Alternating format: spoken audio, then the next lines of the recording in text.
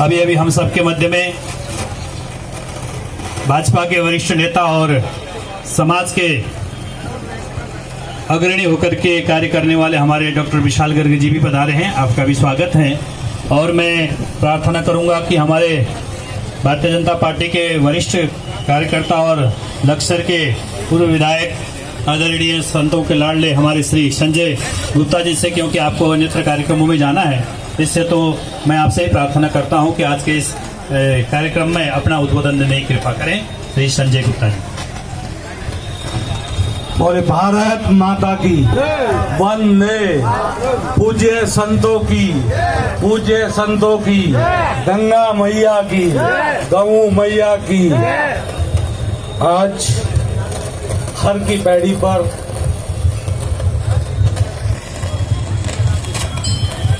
UCC के समर्थन में परम पूज्य संतों का ये सांकेतिक उपवास हो रहा है। उसमें हमारे रुड़की से महामंडलेश्वर परम पूज्य परम सम्माननीय स्वामी यतीन्द्रानंद जी महाराज, मंच पर आसीन महामंडलेश्वर परम पूज्य परम सम्माननीय रुपेंद्र प्रकाश जी महाराज, महामंडलेश्वर स्वामी प्रबोधानंद जी महाराज, वैसे तो मैं सभी को जानता हूँ, गोविंद दास जी और बहन जी, सम्मानित यहाँ श्रद्धालुगण और पत्रकार बंधुओं, जब जब देश पर कोई विपत्ति आई है तो राष्ट्रवाद के समर्थन में और देश हित के समर्थन में संतों का आशीर्वाद हमेशा रहा है। देश के नागरिकों के साथ और संपूर्ण देश के साथ आज यूसीसी यूनिफॉर्म सिविल कोड समान नागरिकता कानून, जिसके समर्थन में परम पूज्य संत आज यहाँ हर की पौड़ी पर सांकेतिक उपवास कर रहे हैं। मैं सभी के चरणों में अपना शीश झुकाकर नमन करता हूँ, हृदय की गहराइयों से स्वागत करता हूँ। आपका ये समर्थन देश में नई क्रांति का आह्वान करेगा। देश के यशस्वी प्रधानमंत्री माननीय नरेंद्र मोदी जी वो इस देश की कायाकल्प कर रहे हैं। यह देश सोने की चिड़िया कहा जाता था। ज्ञान की इच्छा रखने वाले यहाँ पढ़ने आते थे, व्यापार करने के लिए व्यापारी आते थे, लूटने वाले लुटेरे भी इस देश में आए।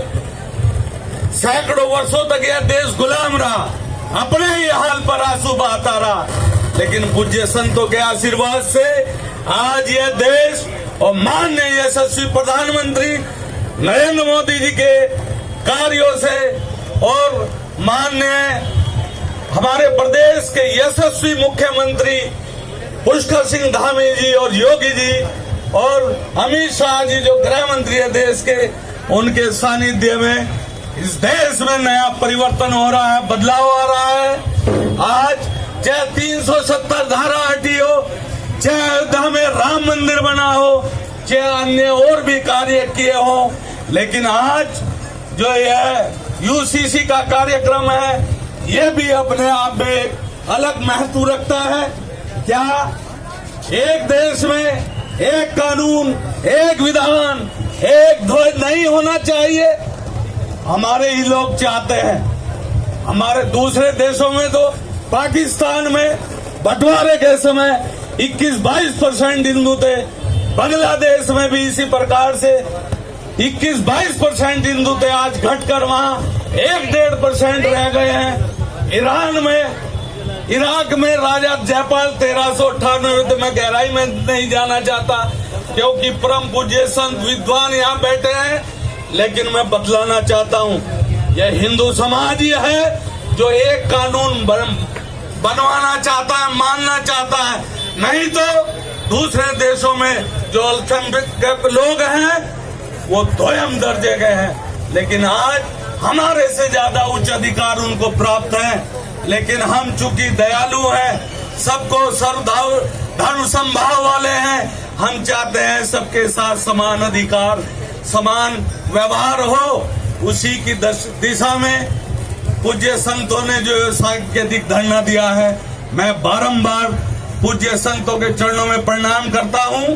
और जो आपने हमारे प्रदेश के यशस्वी मुख्यमंत्री जी ने तो इसकी पहल कर दी। आज सबसे पहले देश का पहला राज्य है जिसमें माननीय मुख्यमंत्री पुष्कर सिंह धामी जी ने इसकी पहल की है, वो बधाई के पात्र हैं। और ये कानून तो निश्चित रूप से पास होना चाहिए बिल, तभी देश की सुरक्षा हो सकती है। मैं ज्यादा ना बोलते हुए आप सबको नमस्कार करता हूं, क्योंकि पूज्य संतों का आशीर्वाद इसमें भरपूर मिल रहा है। और मैं पूज्य संतों से नमन करते हुए कहना चाहूंगा, एक कानून और है जो जनसंख्या नियंत्रण का है, उसके बाद उस पर भी आपका आशीर्वाद मिलना चाहिए। आप सभी का बहुत बहुत धन्यवाद, नमस्कार। बहुत बहुत धन्यवाद सम्माननीय श्री संजय गुप्ता जी का बहुत ही सुंदर ओजस्वी उद्बोधनों के माध्यम से।